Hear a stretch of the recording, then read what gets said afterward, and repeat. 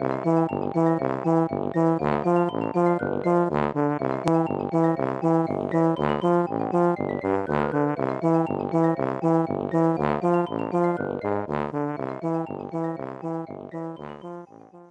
and welcome to Pretty Scary, and today I am filming a scary clown.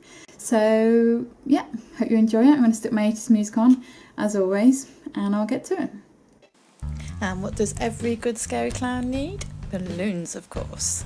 I did have a little bit of trouble blowing up these balloons, as you will see in this short clip in a moment, but I got there in the end.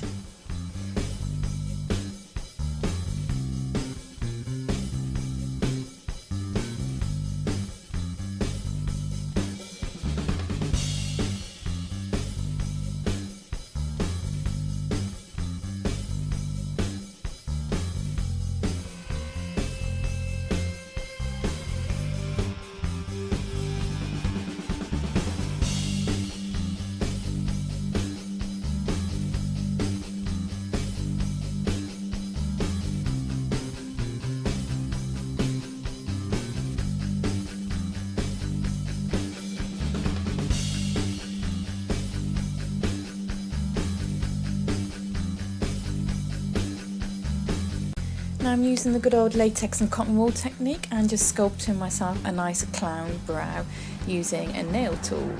So you just need to smooth it out, make sure there's plenty of latex on that cotton wool, but ensure it doesn't drip in your eyes. Obviously make sure you block out your eyebrows first. Now I did start by doing some clowny eye bags and very rapidly realised they actually looked a little bit crap, so I take them off later, as you will see. Just smoothing over some tissue paper and using a little bit of latex over those clown brows. And there you see me taking off the clown bags. And now I'm just building up the clown mouth in the same way as I built the brows. So lots of cotton wool, lots of latex, lots of sculpting with that nail tool. And I also sculpt some sort of lip indentations in there with the same tool. So dry between each layer and make sure you use plenty of latex and just keep on building that cotton wool up until you're happy. Now this clown is a bit of a sort of a scary, gnarly, nasty clown, so I didn't want it to look too perfect. So it doesn't matter too much if your clown is a bit sort of messy and textured, and that's what you're looking for really. So there you just see me doing the lip indentations I was talking about earlier. And then I'm just building a nice pointy chin as well, because I felt I needed that to offset that rather oversized mouth.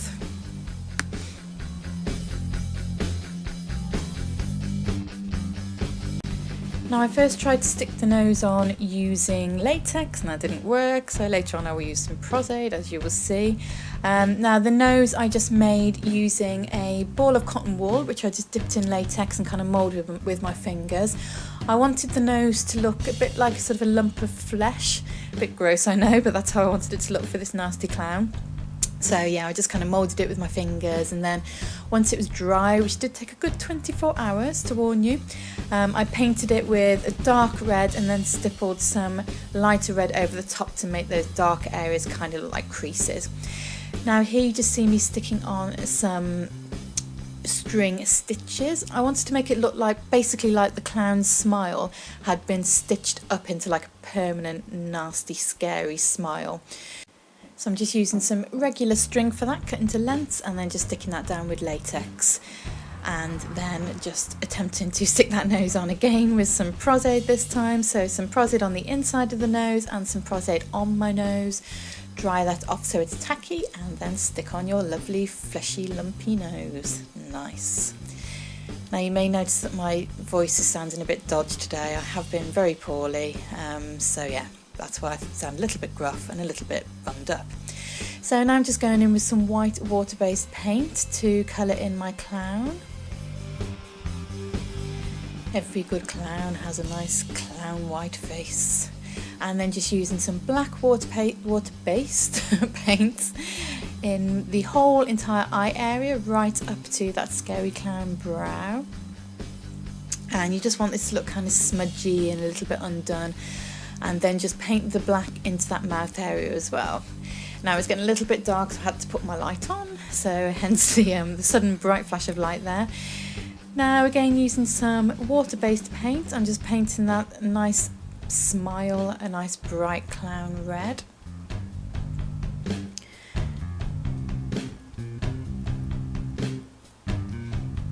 And then just going in with some grease paint to add a little bit of detail, just using a dark red to add some details on those lips. It's good to use a combination of the grease and the water-based paint. The water-based paint is good for covering the large areas because it goes on a lot quicker, and the grease paint is good for just getting those sort of pops of colour and the more intense areas and detail. Now I'm just going over with another coat of white because white is notoriously difficult for getting even first time. Then I'm just going in and doing the clown details around the eyes with some black grease paint. Again, you don't want this to look too sort of done and precise. You want the clown to look like he's kind of been around the block a few times, you know, killed a few people, that kind of thing. And then I'm just mixing up some white and black grease paint and just doing some shading around all those areas that I built up, just to kind of add a little bit of dimension and yeah, a little bit more detail.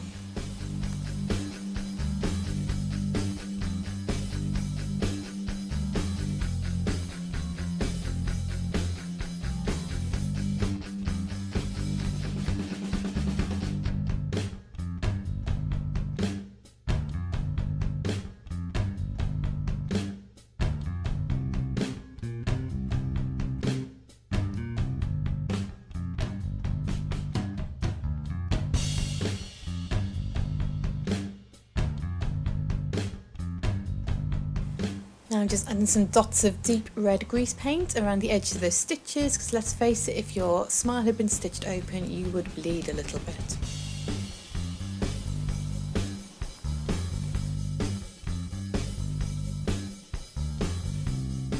Now I was shocked I tell you, when I saw how much clown wigs go for these days. So I decided to improvise because I'm on a budget, and I know a lot of you might be too. So I used some tinsel and it worked rather well. I literally just gripped it into my hair. And look, there we go, clown hair.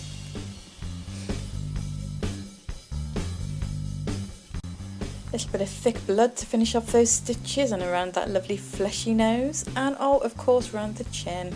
And some liquid blood too, because we are a killer clown after all. Never ever talk in these teeth. Have to bear with me, I'll probably have to subtitle this. The killer clown. If you like this video, give it a thumbs up. Please subscribe. And I shall see you next time. Bye kids, thanks for watching.